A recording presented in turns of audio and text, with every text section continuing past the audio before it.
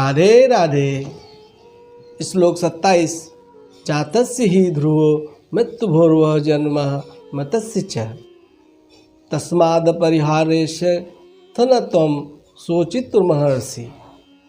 जिसने जन्म लिया उसकी मृत्यु निश्चित है और मृत्यु के पश्चात पुनर्जन्म भी निश्चित है।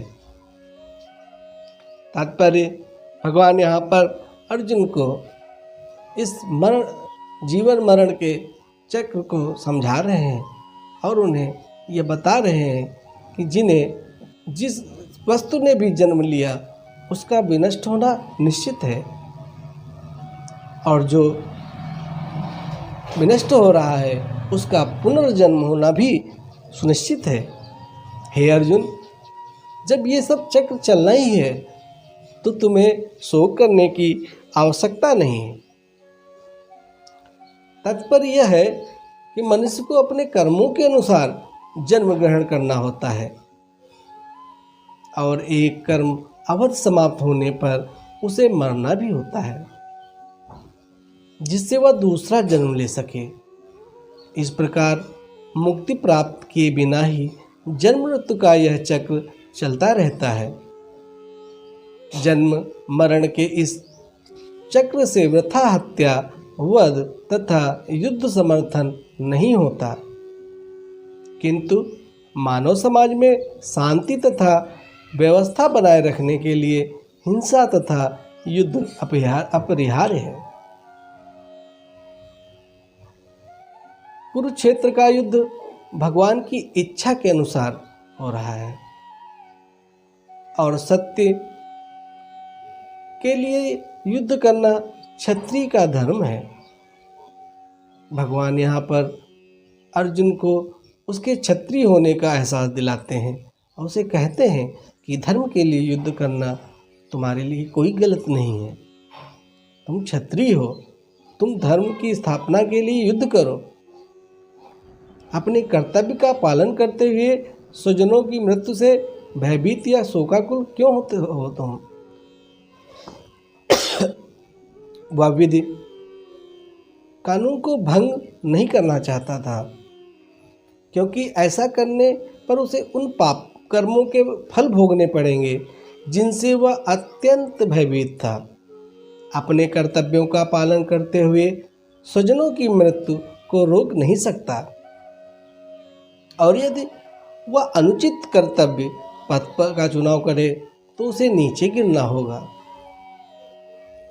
इस प्रकार भगवान उसे कर्तव्य मार्ग के उसके धर्म के बारे में, जो उसका वास्तविक कर्म है, उसके बारे में अब भगवान ने बताना शुरू किया है।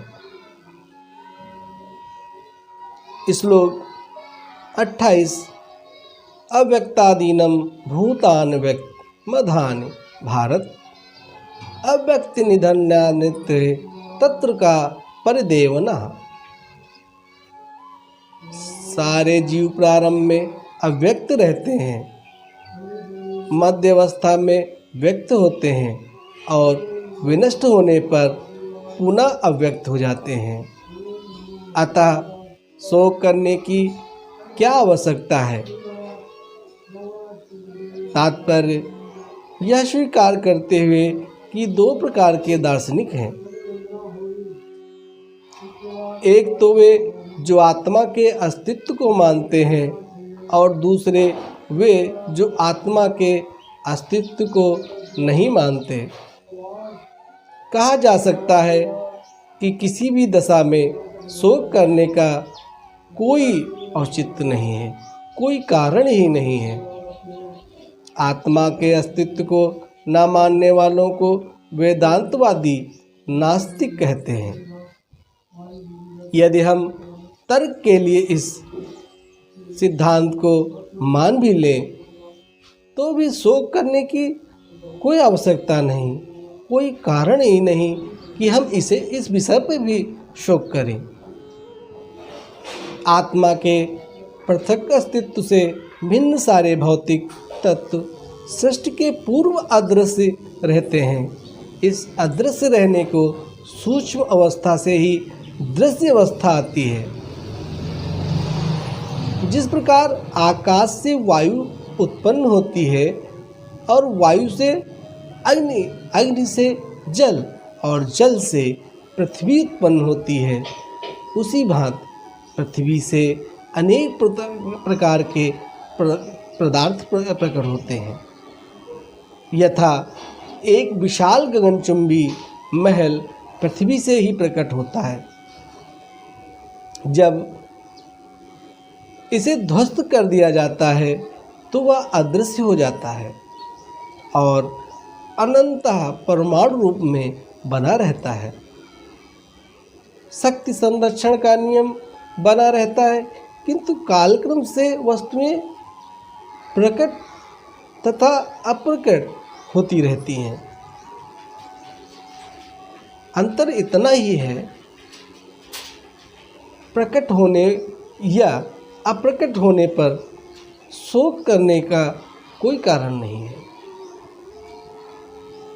भगवान बार बार विभिन्न विभिन्न उदाहरणों के साथ अर्जुन को यह समझा रहे हैं कि यदि कोई वस्तु है तो उसका विनाश होना निश्चित है।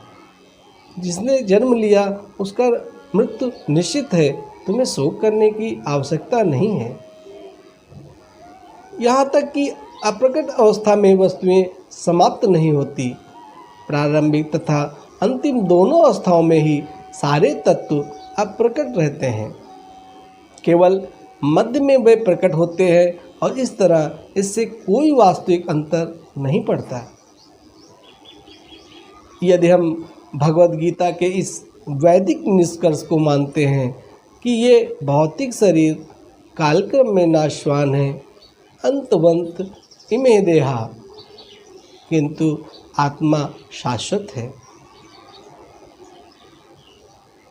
नित्य शोक्ता शारीराम, तो हमें यह सदा स्मरण रखना होगा कि यह शरीर वस्त्र के समान है।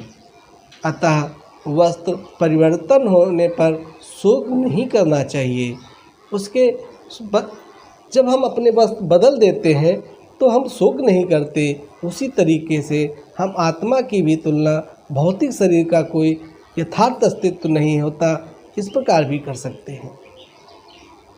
इस प्रकार हम ये कह भी सकते हैं, जब हम अपने पुराने कपड़ों को बदल देते हैं उसी तरीके से यह आत्मा भी अपने पुराने शरीर को बदलकर नए शरीर को धारण कर लेती है, तो इसमें शोक करने का कोई कारण ही नहीं है। हम एक उदाहरण से देख सकते हैं कि हम आकाश में उड़ने या राजा की भांति रथ पर आरूढ़ हो सकते हैं। जागने पर देखते हैं कि न तो हम आकाश में हैं न रथ पर हैं। वैदिक ज्ञान आत्मा साक्षात्कार को भौतिक शरीर के अस्तित्व के आधार पर प्रोत्साहन देता है। चाहे हम आत्मा के अस्तित्व को माने या न माने, शरीर नाश के लिए शोक करने का कोई कारण नहीं है।